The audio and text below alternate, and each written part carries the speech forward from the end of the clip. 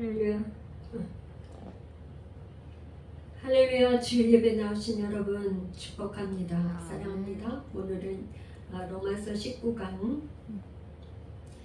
로마서 8장 26절에서 30절까지 말씀을 가지고 말할 수 없는 탄식으로 우리를 도우시는 성령님, 이런 제목을 가지고 함께 은혜를 나누겠습니다.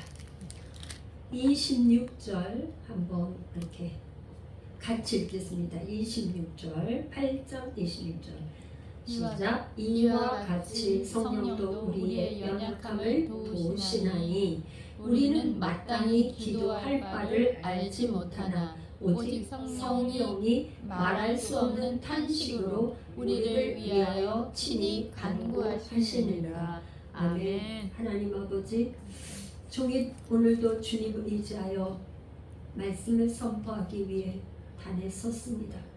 그러나 종이 입술로 아무것도 어떻게 전해야 할 바를 알지 못합니다. 그러나 진리의 성령이 오셔서 친히 말씀하사 우리 모든 아버지 성도들의 심령에 말씀이 씨가 되어서 아버지 생명을 아버지 잉태하는 능력의 말씀으로 역사하여 주옵소서. 유튜브 영상을 보는 모든 이들에게도 하나님의 큰 은혜가 임하게 하여 주옵소서. 예수님의 이름으로 기도합니다. 아멘. 이제 로마서 8장 하는데요. 이제 성령님이 하시는 일이 8장, 로마서 8장에서는 어떤 일을 성령이 하시는 일이 뭔가 할 때 9절에서 성령이 없으면 구원이 이루어질 수 없다. 그러니까 그리스도인들은 그리스도인이냐 그리스도인이 아니냐, 그거는 뭘 보면 아냐, 그 사람에게 하나님의 영이신 성령이 있느냐 없느냐, 그에 따라서 달라진다 그랬어요. 그래서 성령이 오시면 양자의 영을 받아서 아빠, 아버지라고 부른다 이 말이에요. 그 다음에 23절에는 뭐라 그러냐면 재림을 예수님의 간절한 예수님의 다시 오실 재림을 간절히 기다린다. 이제 오늘 26절에는 뭐냐면 성령이 하시는 일이 기도를 도와주시네. 그러니까 기도를 도와주시는데 어떤 사람의 기도를 도와주시냐면 이거는 23절과 연결이 돼 있어요. 재림을 기다리는 성도들은 뭐냐면 탄식하면서 몸의 구속을 기다려요. 성도들, 이 기다리는 성도들이 그냥 탄식하면서 몸의 속량, 왜 영혼은 구원 받았지만 자꾸 이 육신의 몸을 입은 이 우리 성도들은 몸으로 자꾸 죄를 짓는 거에서 탄식하고 있는데, 이 하나님 이제 몸의 마지막 구속 속량을 해주실 예수님의 재림, 예수님 어서 오세요 하면서 기다리는 그 성도들을 기도를 도와주신다, 그런 거예요 8장에서. 그런데 그 다음에 이와 같이 성령도 우리의 연약함을 돕는데, 그럼 뭐가 연약하냐? 연약함이 도대체 뭐냐? 우리는요, 고난에 직면하면 벌써 낙심돼. 고난을 당해서 이길 힘이 없어요. 자녀답게 살지를 못하고 자녀답게 대처할 힘이 없어. 그게 연약함이에요. 또 소망이 되신 예수님을 든든히 붙잡지를 못해. 참을성이 없어요. 또 기다림도 간절히 그분을 기다리질 못해. 언제는 기다리는 것 같았는데 또 그 기다림을 막 중간에 포기하는 것 같기도 하고 그래. 그 다음에 몸의 구속, 이 속량, 그걸 받을 때까지는 우리의 육신이 너무나 연약해요. 그 다음에 뭐가 가장 적이냐? 마땅히 이런 가운데에 마땅히 어떻게 기도해야 할지를 몰라요. 기도할 바를 모른다는 게 얼마나 심각한 거예요.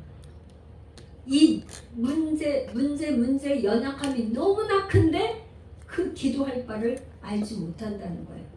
그래서 몸도 연약하고 마음도 연약하고 모두가 연약한 뿐이다 이 말이에요.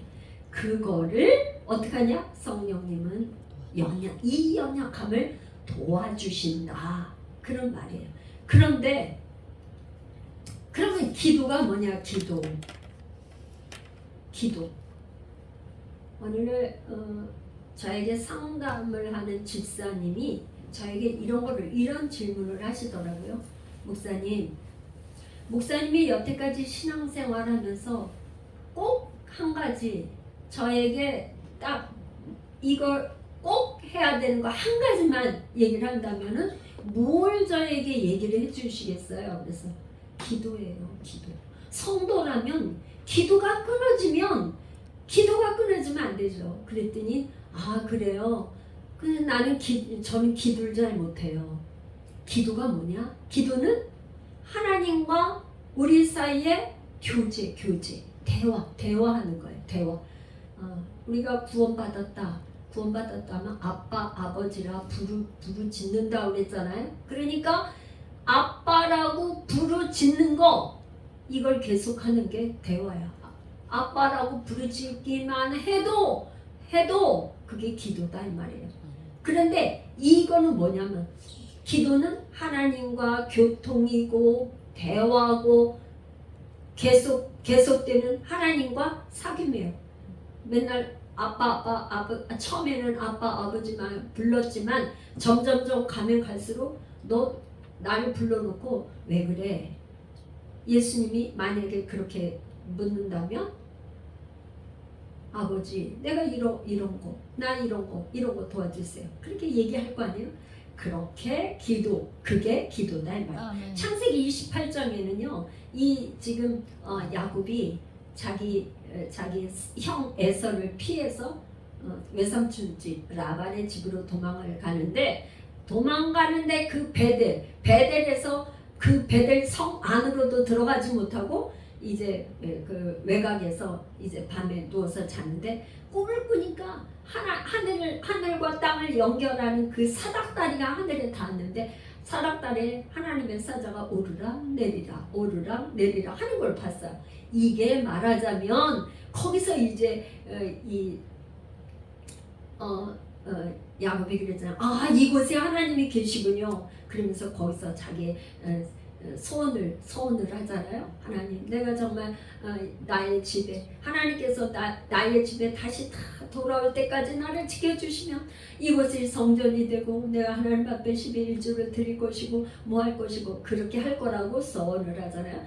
이곳이 하나님의 성전이군요. 그렇게 해서 크게 말하자면 하나님과 우리 사이에 성령 하나님이 그렇게 오르락 내리락하게 교통하는 역할을 하신다는 걸 이렇게 이제 구약에서 미리 예표로 보여주신 걸 알 수 있어요. 그래서 오늘날 우리 교회에서 예배를 맨 마지막에 목사가 축도를 할 때 우리 주 예수 그리스도의 은혜와 하나님 아버지의 사랑하심과 성령 하나님의 교제, 교통, 충만하신 역사가 너희 우리에게 있을지어다. 우리 예수 열병께 있을지어다. 그렇게 축도를 하는 그거 할 때 성령이 교제, 교통. 그러니까 그 역할을 얘기한 거야. 예수 그리스도는 은혜, 하나님 아버지는 사랑, 성령님은 뭐예요?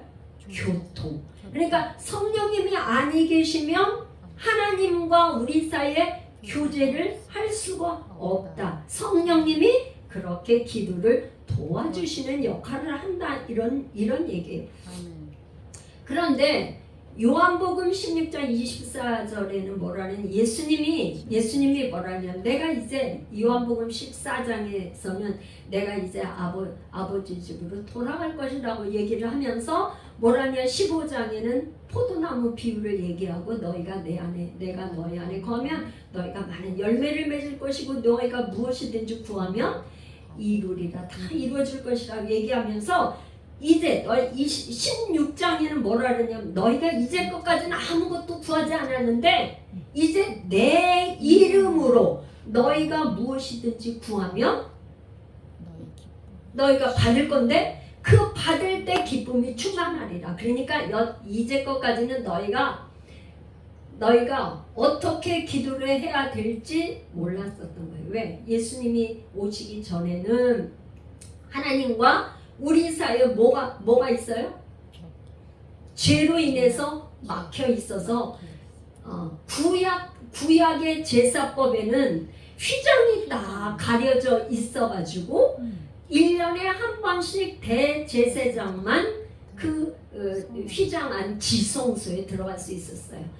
백성들의 모든 죄를 가지고 대제사장이 1년에 한 번씩 숙제일이죠. 그때 들어갔었는 거. 그리고 휘장으로 가려져 있었어요. 그런데 예수님이 오셔서 십자가에서 돌아가실 때 뭐가 찢어졌죠? 휘장이 찢어졌어. 그 휘장은 예수님의 육체다. 히브리서 10장에. 그래서 이 히브리서에서 말하는 것처럼 휘장이 찢어지니까 이제 뭐냐? 이제 우리가 예수의 이름을 가지고 그 예수님 하나님 아버지 보좌 앞에 당당히 나갈 수 있는데 그냥 나가는 게 아니라 누구의 인도를 받나? 성령님의 인도를 받아서 나간다 이런 말이에요. 그래서 뭐냐면 기도는 예수님으로 말미암아서 예수님 때문에 나갈 수 있는 거예요. 예수님이 휘장을 이 휘장이 가려져 있는데 예수님이 그 십자가를 지심으로 해서 죄값을 다 치러 주신 그 휘장이 있으면 우리가 못 나가는데 예수님으로 말미암아서 성령님이 우리를 인도하는 성령 안에서 아버지께 나가는 것, 이게 기도예요. 할렐루야. 예수님으로 말미암아 성령 안에서 나간다. 그래서 에베소서 6장 18절에는 이게 중요한 건데 모든 기도와 간구를 하되 항상 어디 안에서? 성령 안에서 기도를 해야 돼요. 성령 안에서 기도하지 않는 거는 다 소용이 없어요. 성령 안에서 기도해야 돼. 그러니까 참 제가 이 말씀을 또 준비하고 이렇게 하면서 이 땅에서 있는 건 하늘나라에서 있는 일을 이 그림자로 보여주는 거야. 우리가 결혼식 할 때 신부가 혼자서 신랑한테 가질 않아. 어떻게 가죠? 친정 아버지가 신부를 데리고 신랑 앞으로 데려다 줘서 인수인계를 하는 거야. 이제 앞으로 잘 살으라고. 신랑 앞으로. 어쩜 이렇게 저기 하죠? 그러니까 그거를 여러분들이 연상한다면 우리가 예수님, 신랑 되시는 예수님한테 그냥 가는 게 아니고 하나님 보좌에 그냥 가는 게 아니에요. 예수님으로 말미암아서 성령님이 우리의 손을 잡고 이렇게 간다는 거예요. 그래서 기도는 그러면 성령님이 어떻게 도와주신다는 거냐? 이 도우신다는 거는요. 이런 원어적인 의미가 있어요. 말하자면 누구누구와 함께 손을 잡는다는 거예요. 함께 손. 이게 짐이 있어요. 한쪽에서는 이쪽에서는 내가 든다 그러면 성령님이 들어준다. 짐을 나 혼자 지는 게 아니라 성령님이 들어주신다. 그러면 바꾸어 말하면 나는 전혀 기도를 하지도 않고 있는데 성령님이 도와주신다? 그런 건 아니에요. 도와주신다는 건 뭐냐? 성령님께서 친히 혼자서 그냥 물론 하나님 앞에 그렇게 하시지만 자꾸 기도해야 돼. 성령님 우리에게 기도해야 돼. 지금 기도 안 하면 안 돼. 이렇게 우리를 깨닫게 하고 가르쳐 주시고 자꾸만 이렇게 우리의 속에서 말씀을 하시지만 우리가 기도를 할 때 도와주신다. 아멘. 이런 말이에요. 그러면 성령님이 왜 이렇게 말할 수 없이 탄식을 하는가? 성령이 말할 수 없이 탄식하는가? 왜? 그러니까 우리가 무엇을 기도해야 될지를 알지 못하기 때문에 그래요. 말하자면 현실적인 문제가 너무 클 때 이거 어떻게 해결을 해야지? 어떻게 해야지? 그러니까 기도하려고 그러면 입이 전혀 안 떨어져. 너무나 큰 문제에 딱 닥치면은 우리가 기도 기도를 무엇을 어떻게 기도해야 될지 입이 딱 막혀져요. 그런데 우리가 주님 앞에 엎드리면 성령님을 계속 여기 하면 성령님이 우리에게 오셔서 성령님이 충만하게 되면은 성령님이 우리에게 딱 지혜를 주셔서 이렇게 가르쳐 주신다 이 말이에요. 저는 기도할 때 좀 이렇게 기도를 자꾸 써봐. 처음에 기도 제목을 이렇게 써. 그러면 또 기도하고 또 방언으로도 기도하고 자꾸 기도하다 보면 기도가 자꾸 조금씩 단어와 문장이 바뀌어지는 걸 볼 수 있어요. 그러니까 처음에는 이렇게 기도를 안 했는데 점점점 바뀌는 거 보면 수정해서 그 모든 거에 나중에 지나가면 앞에 내가 처음에 시작했던 거와 좀 많이 달라진 걸 볼 수 있어요. 그거는 다 성령님이 도와주셔서 그런 거죠. 그래서 저는 기도할 때 성령님이 도와주신다 이래야 돼. 여러분들이 방언으로 많이 기도하시면 기도가 깊어지고 기도가 굉장히 수월해지는 것을 여러분들이 아시게 될 것입니다. 27절 우리 한번 같이 읽어보겠습니다. 마음을 살피시는 이가 성령의 생각을 아시나니 이는 성령이 하나님의 뜻대로 성도를 위하여 간구하십니다. 그러면 여기에 지금 뭐라냐면 마음을 살피시느니 하나님이시죠. 마음을 살피시느니 성경에 보면 마음을 감찰하시느니 마음을 살피시니 감찰하시니 우리의 마음을 아시는 분 뭐 이런 단어가 많이 이렇게 그렇게 하나님을 그렇게 말씀을 하시는데 여러분 한번 이렇게 생각해 봅시다. 우리의 마음을 살피고 우리의 마음을 안다. 그러면 하나님을 모르는 불신자 입장에서는 불쾌할 수도 있고 두려운 마음이 들 수도 있고 그럴 거 아니겠어요?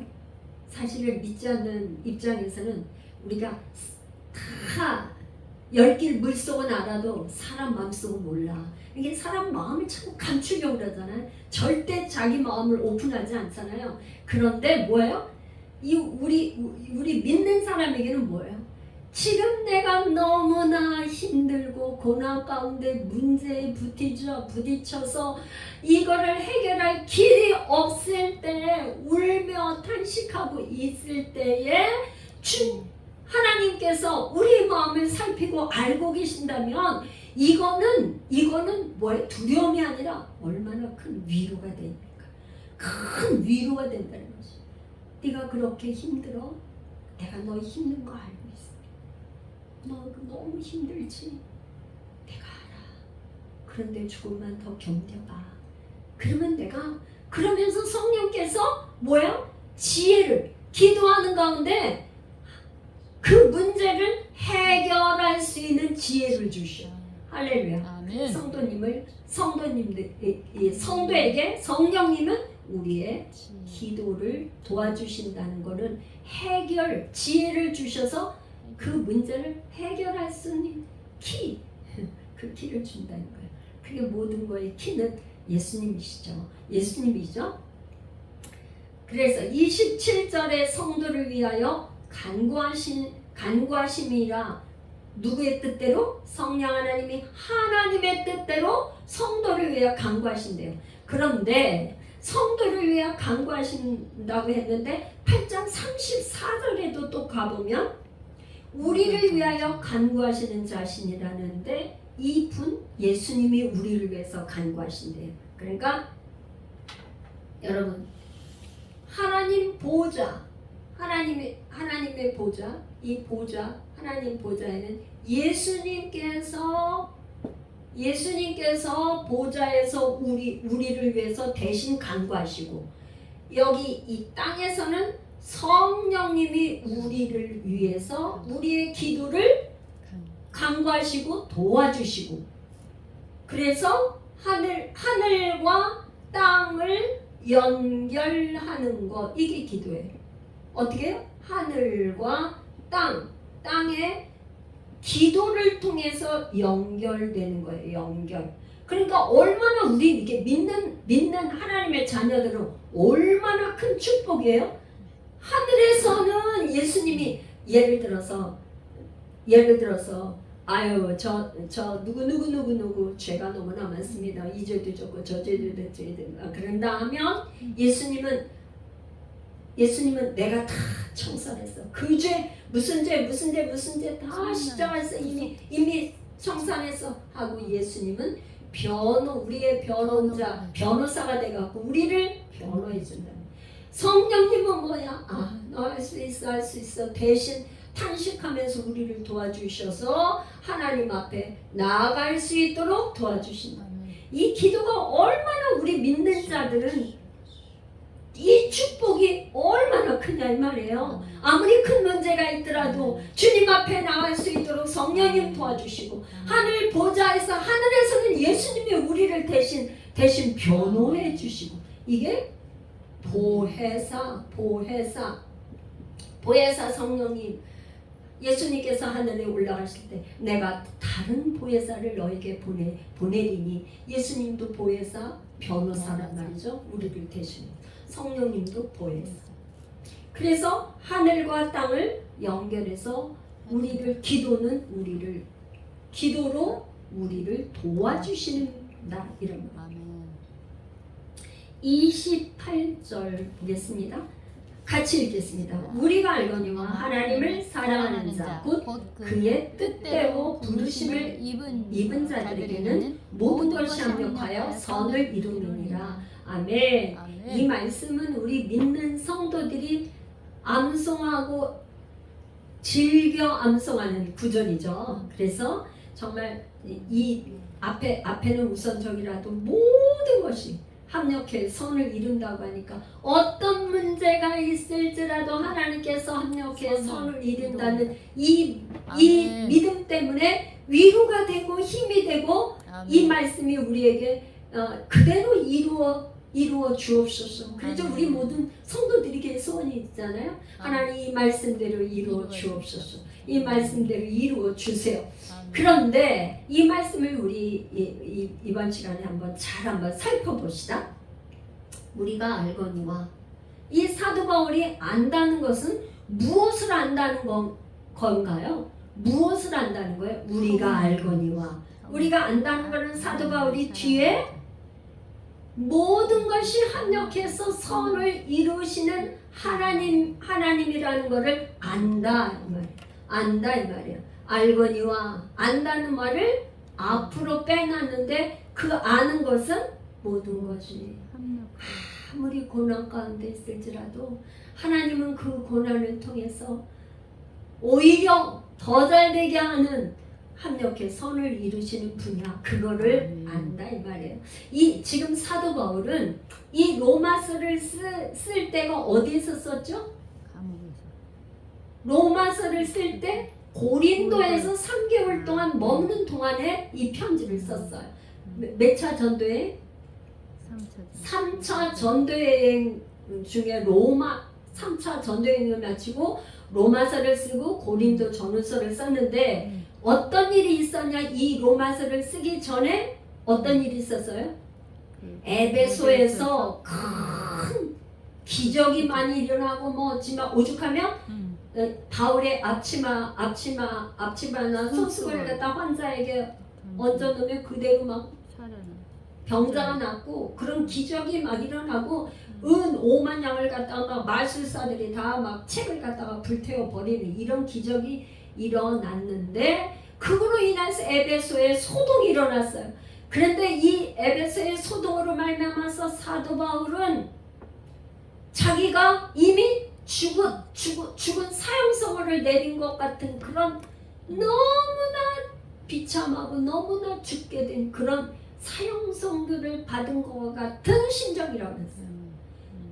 거기에서 도망 나와서 고린도에서 피신해가지고 3개월 머무면서 뭐를 쓴 거예요?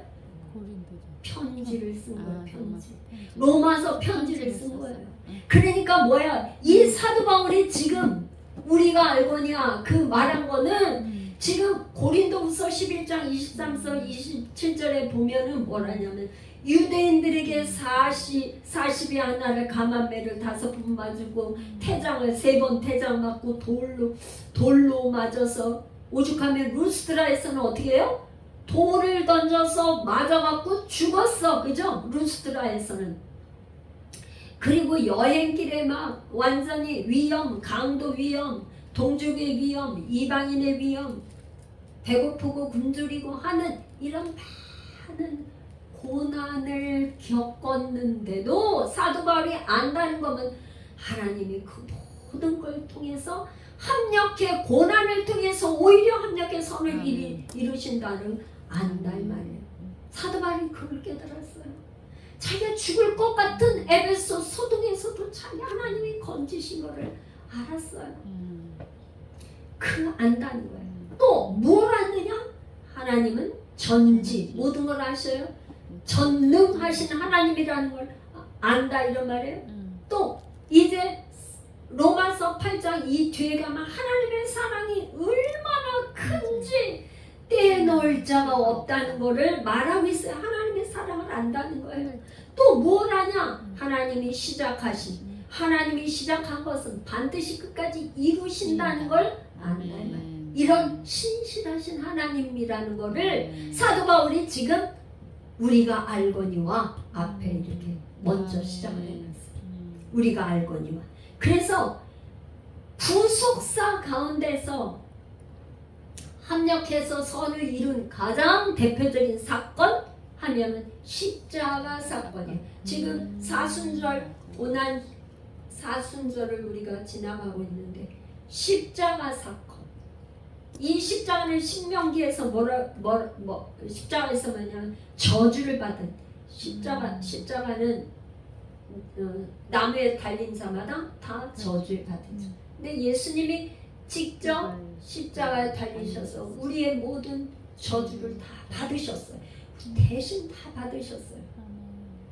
그러니까 십자가는 사람이 저지른 악의 극치, 사람으로서는 가장 극한 저주를 예수님이 다 받으셨어요. 그런데 오히려 하나님께서 이 악을 선으로 바꾸어 주셨어요.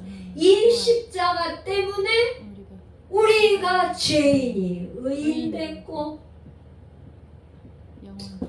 우리의 죄를 용서받게 되었고 우리가 지옥 백성으로 갈 우리가 천국으로 가는 하나님의 아들 딸들이 되었고 이 모든 걸 악을 선으로 바꾼 사건.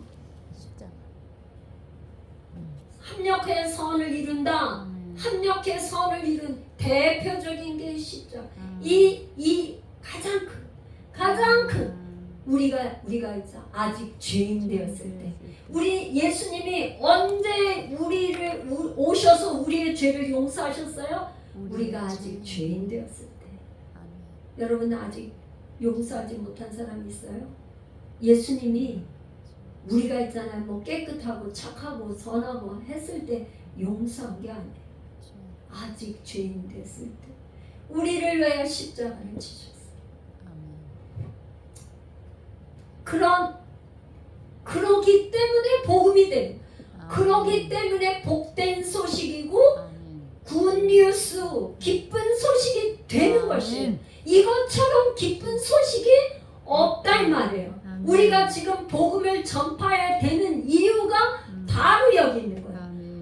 이 세상에 사람이 악하면 얼마나 악한지의 악의 극치를 보여준 게 십자가예요. 살아있는 사람을 갖다가 못을 박고 대못을 박아서 살아있는 사람을 그렇게 죽였어요. 그러면 하나님께서 합력해서 여기 합력 옛날 성경에 협력해서 뭐 이렇게 나오는 합해서 선을 이룬다. 선이 뭔가? 여러분 선이 뭐예요? 선이라고 그러면 여러분 뭘 생각하죠? 선은 이게 물론 뭐 한국으로는 착할 선자를 쓰죠. 착할 선자 이렇게 쓰나요? 선. 우리 생각할 때 선을 생각하면은 뭐 이렇게 이제 구제도 물론 선이죠. 그런데 선은 유익하게 하는 거예요. 유익하게. 오히려 더 유익하게. 지금보다 유익하게 하는 게 선이에요. 이거는 말하자면 이렇게 생각할 수 있어. 지금 그 사람이 실패했어요. 근데 실패가 오히려 유익할 수 있어요. 그 사람이 그냥 실패를 경험하지 않고 계속 성공의 그 길로 갔다면 하나님을 떠날 수도 있고 하나님을 못 만날 수도 있어. 근데 실패를 경험했기 때문에 그 실패하는 동안에 주님을 부르짖고 찾아서 주님을 만났다면 오히려 선한 거죠. 질병이 왔어요. 질병을 통해서 주님을 만났다면 오히려 그게 질병이 오히려 유익이 되는 거예요. 그래서 이 선은 지금 당장 보기에 좋은 게 아니에요. 어떤 거냐? 이 선은 창세기에 나올 때 하나님께서 천지를 창조해 놓으시고 내가 보기에 좋았더라. 토부. 이게 보기에 좋았더라. 헬라어로 말하면 아가도스예요. 아가도스. 이게 선이에요. 그러니까 하나님 보시기에 좋아야지만 선이지 사람 보기에 성공한 것 같아서 그 사람이 뭐 지금 엄청난 지위와 명예와 돈을 많이 가지고 있는 게 축복이 오히려 아닐 수 있다 이 말이에요. 많은 지위와 명예와 재산을 가지고 있는 것 때문에 하나님을 떠난다면 그거는 선한 게 아니에요. 어떻게 선은 뭐라? 유익하게 하는 거야. 그 사람에게 오히려 복이 되게 하는 거야. 유익하게 하는 게 이게 선이에요. 그래서 빌립보서 1장 6절에는 너희 안에서 착한 일을 시작하시니까 그리스도 예수의 날까지 이루실 줄을 우리가 확신하노라. 그러니까 협력해서 선을 이루는 게 어떤 한 부분, 어떤 가다가 한 과정 그것만 하는 게 아니에요. 이건 뭐냐? 끝까지 그리스도 예수의 날까지 예수님이 재림해서 이 땅에 오신 날까지 이루시는 거예요. 그거 구원이죠. 구원. 가장 합력해서 선을 이루는 거. 왜 예수님이 십자가에 지셨어요? 우리를 구원하시기 위해서. 아멘. 모든 거에 가장 선한 거는 구원이에요. 구원하고 바꿀 것이 없어요. 수천억 수조원하고도 구원은 바꿀 수가 없어요. 이게 가장 선한 일이에요. 그래서 생명을 살리는 일, 전도하는 일이 가장 선한 일이에요. 아멘. 그 사람 지옥 갈 백성을 하나님 앞에 인도하는 것처럼 귀한 일이 없다 이 말이에요. 그래서 이단은 뭐냐? 끝이 다른 거예요. 정말 뭐 굉장히 뭐 막 기적도 베풀고 막 그렇게 해서 정말 생명이 거기 있는 것 같은데 이단 끝이 다르다 이 말이에요. 그런데 뭐야? 죄의 싹은 사망. 하나님의 은사는 그리스도 예수 안에서 영생. 사망과 영생은 달라. 끝이 너무나 다르죠. 너무나 달라요. 사망의 길이냐 영생의 길이냐 이거는 너무나 달라. 가장 선한 길은 뭐예요? 영생의 길이 선한 길이에요. 이게 구원의 길입니다. 할렐루야.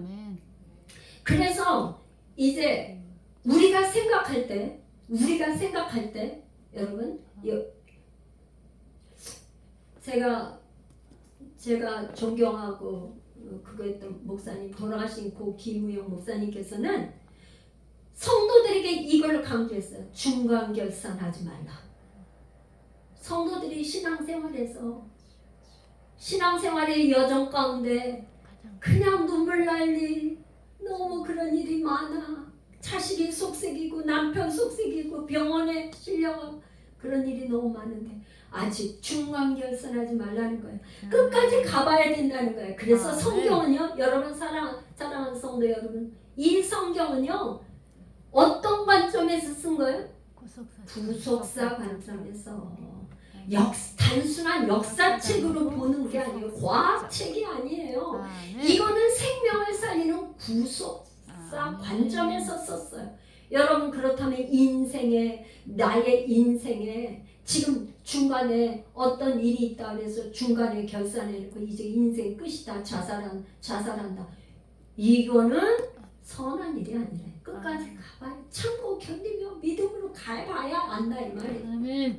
그래서 우리의 삶을 어떤 관점에서 생각한다? 구속사 관점에서 생각해 봐야 된다. 이사야 55장 8절 9절이 정말 이 귀한 말씀이에요. 이는 내 생각이 너희 생각과 다르며 내 길은 너희 길과 다름이니라. 여호와의 말씀이니라. 이는 하늘이 땅보다 높음 같이 내 길은 너희의 길보다 높으며 내 생각은 너희 생각보다 높음이니라.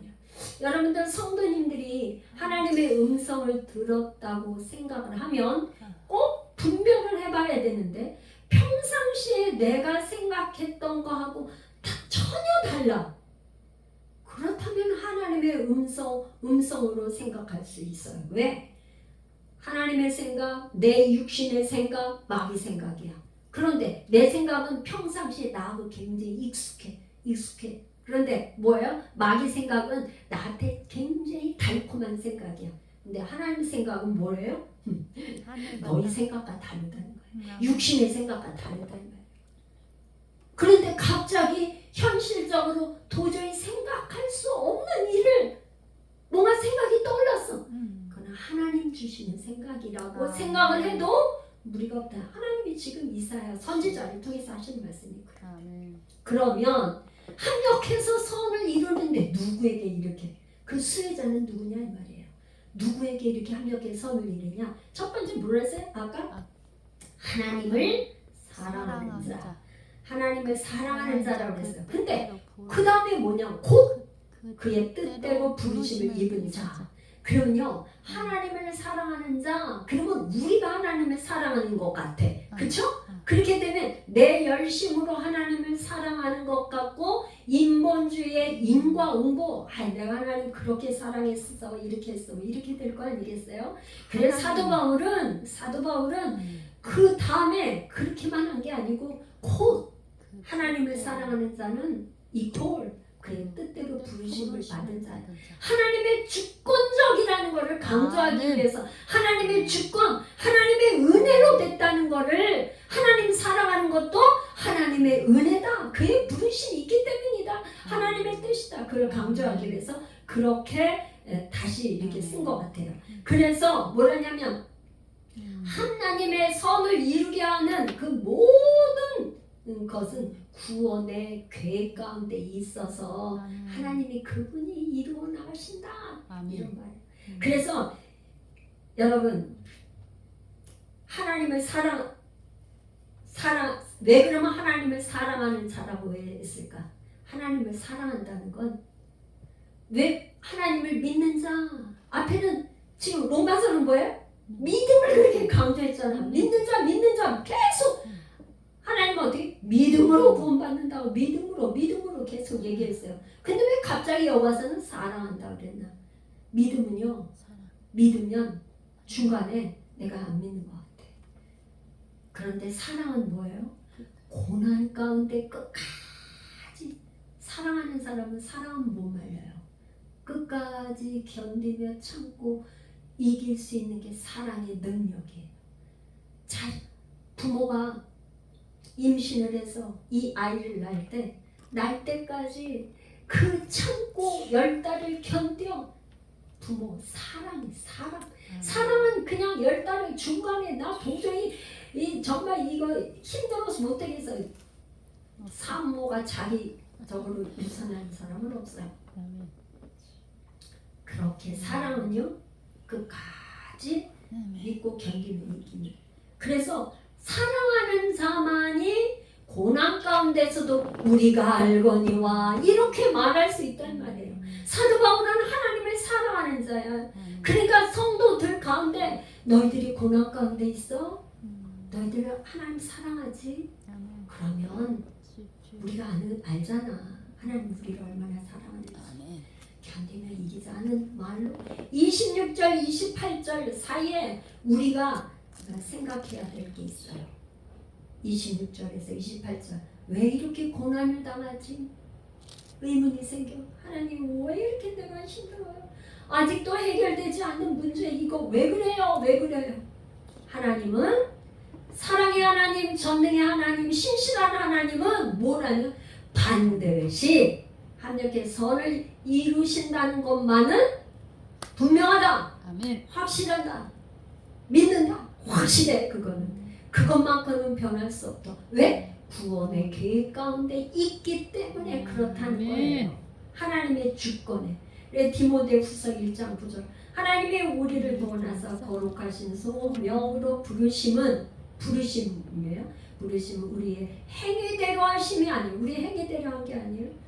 오직 자기의 뜻과 영원 전부터 그리스도 예수 안에서 우리에게 주신 은혜대로 하시니라. 그래서요 사도 바울은 고린도전서 편지를 쓰면서 15장 10절에 그러나 나된 것은 다 하나님의 은혜로 된 거야. 아멘. 고백하고 있어요.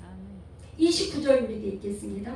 하나님이 미리 아신 자들을 또한 그 아들의 형상을 본받게 하기 위하여 미리 정하셨으니 이는 그로 많은 형제 중에서 맏아들이 되게 하려 하심이라. 하나님께서 우리를 기쁘신 뜻까지 왜 불렀다는 거예요? 목적이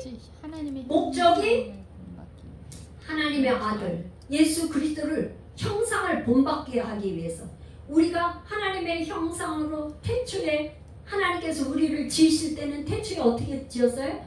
하나님의 형상대로 지었어요. 근데 하나님의 형상을 잃어버렸어. 왜요?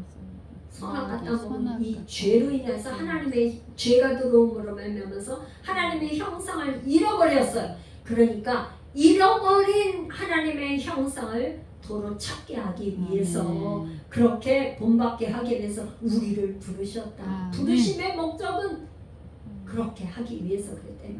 그러니까 예수님 따라가야 되는 거죠. 그래서 고린도전서 15장 49절에는 우리가 흙에 속한 자의 형상을 입은 것 같이 또한 하늘에 속한 자의 형상을 입으리라.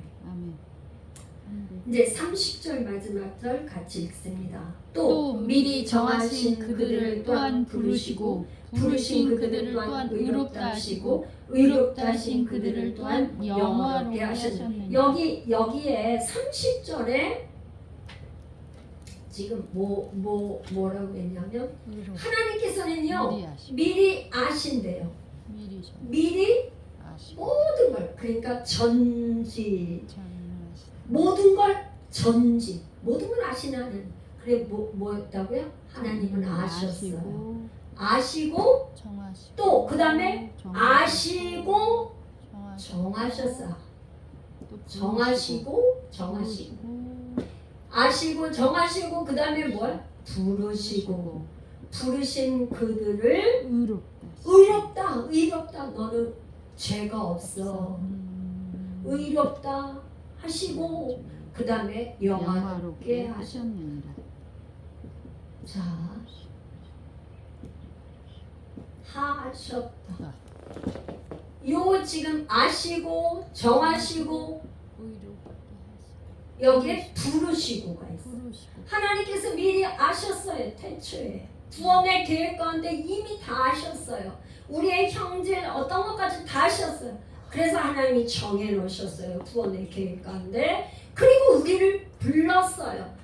하나님이 우리를 부르실 때 너는 내 거야. 부르셨어요. 부르심이 있어요. 부르심. 그 다음에 부르신 하나님의 자녀들을 너는 이제 더 이상 죄인이 아니라 의인이야. 이렇게 부르시고 영화롭게 하셨어요. 그러니까 부르심 앞에 2개, 부르심 이외에 이렇게 돼 있어요. 이 부르심이 하나의 부르심이 전환점의 부르심이.